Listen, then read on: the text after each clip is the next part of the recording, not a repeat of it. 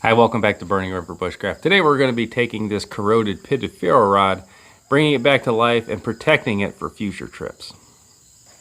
So I just got back from a 107-mile canoe trip, and I was doing my usual maintenance of my gear by airing everything out and letting it dry completely.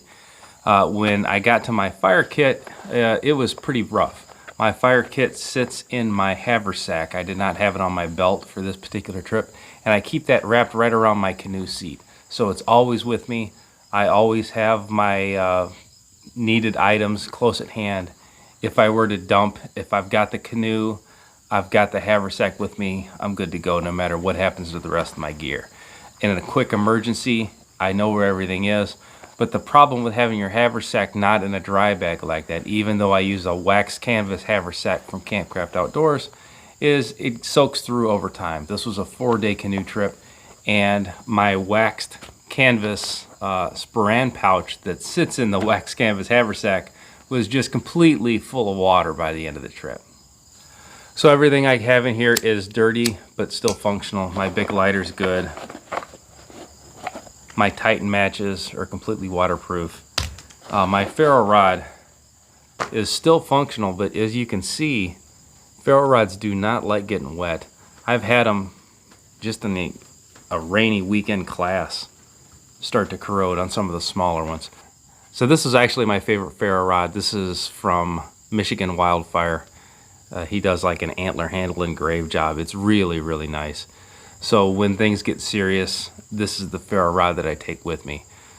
So it is used. It's quite old. It's starting to get a little belly in it from me using it. But my main issue is all this corrosion on top here. So this happens quite often. I know to look for this. I've had smaller ferro rods, like I said, in a leather slide-in pouch on my knife sheath and just corrode away. So this is something I know to look for. And I'm sure there's a lot of different ways to recover these ferro rods and protect them, but this is my method. So because I was concerned with dealing with brush and cleaning out a campsite, I brought my bolo knife with me. And this is carbon steel, and it's starting to get some rust on it too from the trip. This was also in my haversack. But carbon steel knives are a little more obvious that they're going to rust. So everybody watches their knives, but a lot of people forget about their ferro rods. So what I do is I take the 90-degree spine on my knife and I just rub this thing down. I'm wearing it away.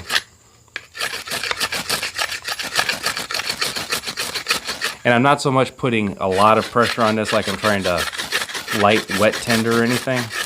My main concern is just rubbing away all the pitting and all the corrosion. So we can see this side, I just cleaned up real lightly with my 90-degree spine, and I haven't got to this side yet. So I can't stress this enough, your ferro rod would be destroyed if you did not take the time to just clean it off. And it's that simple, just any 90-degree spine of your knife, whatever knife you happen to be carrying, or whatever you were planning on using to strike your ferro rod with. You save it, you bring it back to life. And you can see right now, you know, if you're not careful, I'll set you on fire right through the camera. So that's part of it.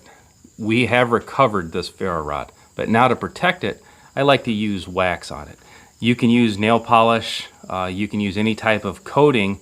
Now this will have to be scraped off before you're able to use it for a fire, but it's worth it, especially before a wet environment. Say you were planning on taking a class or going on a camping trip and you knew it was going to rain or it was in the forecast, or anytime you're on water.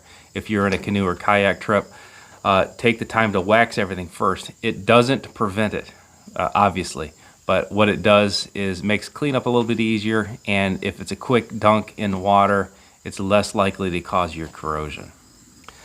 So fixing wax is preferred for this. This is straight beeswax, so this is just 100% beeswax, and all I'm going to do is just rub this on the rod itself.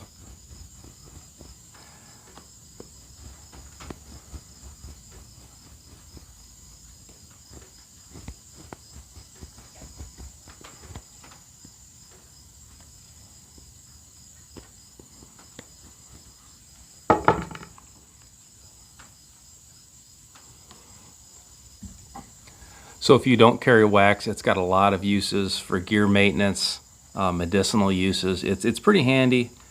Once you get used to carrying it, you'll use it in your kit a lot more than you ever thought you would. But definitely when you get back home and go through your gear and dry everything out, definitely have a supply of wax and prep your gear for next time. So while I'm cleaning my gear up, go ahead and take the time to click like, click subscribe, and ring the bell to be notified of my latest videos. If you've enjoyed this video, go ahead and give it a thumbs up and leave a comment in the comment box below. So gear maintenance is highly overlooked. Take the time, go over your gear after a trip, assess what worked, assess what didn't, and make sure everything is in tip-top shape and ready to go for your next trip.